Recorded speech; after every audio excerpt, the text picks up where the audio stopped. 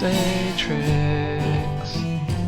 Our super is Shadow Shot Deadfall to boost boss damage for our fire team. Our dodge is user's choice, but I went with Marksman's dodge because of its shorter cooldown. We are pairing our Vortex Grenade with Echo of Remnants so that it will last for 5 seconds instead of 4, which will cause it to deal 1,536 damage over time instead of 990. Our dodge will be paired with Vanishing Step so that it will turn us invisible. After going invisible, On the Prowl will mark a target for our fire team to prioritize.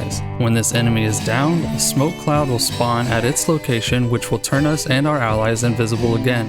Echo of Starvation will grant us Devour whenever we pick up a Void Breach or an Orb of Power. In our case, Devour will come from our orbs. This comes at the cost of 10 recovery.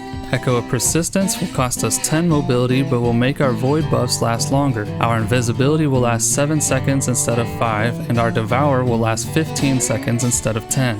Echo of Leeching is an optional fragment that will start our health regeneration when we get melee final blows. This fragment was mainly used as a stat stick for 10 resilience. Echo of Obscurity will cause our finishers to turn us invisible and grant us 10 recovery to counter the 10 recovery we would lose from Echo of Starvation. Our exotic armor are the Speedloader Slacks. Speedloader Slacks gives us a buff called Tight Fit for 15 seconds whenever we dodge that can stack up to 5 times. Dodging grants 1 stack, and getting kills while Tight Fit is active will also grant a stack. Allies within 15 meters will also receive the Tight Fit buff. Tight Fit boosts several of our weapon stats. At maximum stacks, it boosts our reload speed and handling by 55 points and our airborne effectiveness by 50, while also reducing our reload duration. These stat boosts will apply to all of our weapons for the duration of the buff, but we are primarily pairing it with our exotic weapon, the Deadman's Tail Craftable Exotic Scout Rifle. Deadman's Tail holds 14 rounds in the magazine and loads 2 rounds at a time when reloading. Precision hits with the Scout Rifle will grant us a stack of Cranial Spike for 4 seconds, up to a maximum of 5 seconds. At maximum stacks, it will boost its range by 40 and aim assist by 20 while reducing our reload duration a smidge further. These stat boosts, combined with the boost from Speedloader Slacks, will make the already fantastic Deadman's Tail an even more formidable weapon with many of its stats maxed out. At base, Deadman's Tail's stats look like this. I crafted mine with Fluted Barrel to bring the stability to 35 and the handling to 65. Then Flared Magwell to bring stability up 5 more points to 40 and bring my reload speed up to 65. Then I gave it Vorpal Weapon, but you can choose whichever perk you like for the third column. Then finally I gave it Fitted Stock, which takes our handling down to 60 but increases our stability to 50 and our recoil direction to a very sweet 100. You will notice some redundancies when we start acquiring stacks of Tight Fit and Cranial Spike, but this is intentional to help us max out our stats faster by requiring fewer stacks. Watch. Here is how the weapon ramps up with Tight Fit.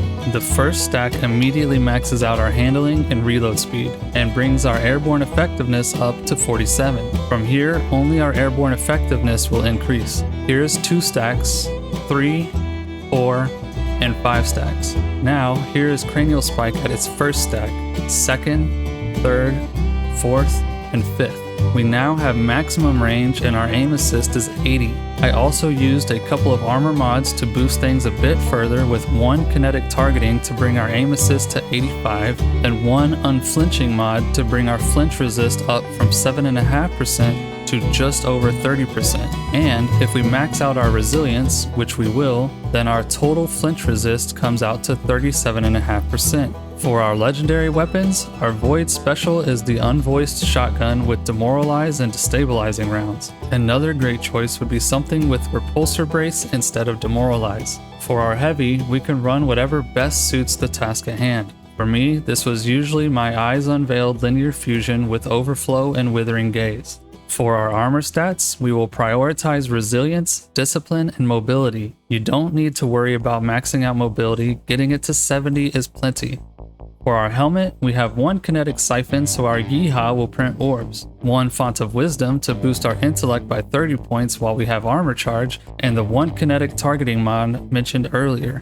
For our arms, we have 2 momentum transfers, so we receive 17% melee energy when we cause damage with our grenade, and 1 firepower, so our grenade kills generate an orb. For our chest, we have 1 charged up, so we can have 4 stacks of armor charge, and then the 1 unflinching kinetic aim from before. On our legs, we have 1 insulation for 4% class ability energy on orb pickups, 1 Orbs of Restoration for 10% energy to our lowest ability, and 1 Kinetic Surge for more YEEHAW damage while we have armor charge. On our class item, we have 1 Bomber for 12% grenade energy when dodging, 1 Powerful Attraction so our dodge grabs nearby orbs, and 1 Reaper so that our next kill after dodging will create an orb. When entering combat, start by dodging to get your first stack of Tight Fit, which will max out our Dead Man's Tale's reload speed and handling. Then try to get as many precision hits as you can while taking out enemies so you can acquire and maintain stacks of Cranial Spike to maximize our range and boost up our aim assist. Remember to focus on the marked target so you can pop in and out of invisibility throughout the engagement. Then use your abilities and special and heavy weapons as needed. Then dodge again to grab orbs and repeat the cycle. During boss phases, start by casting your super on the boss, then throw your grenade at its feet. Switch to your heavy and empty it. Then, throw your smoke grenade at the boss and switch to and empty your special weapon. If there is still time, then dodge and switch to Dead Man's Tale for the duration of the phase. Thanks for watching. YEEHAW, partner.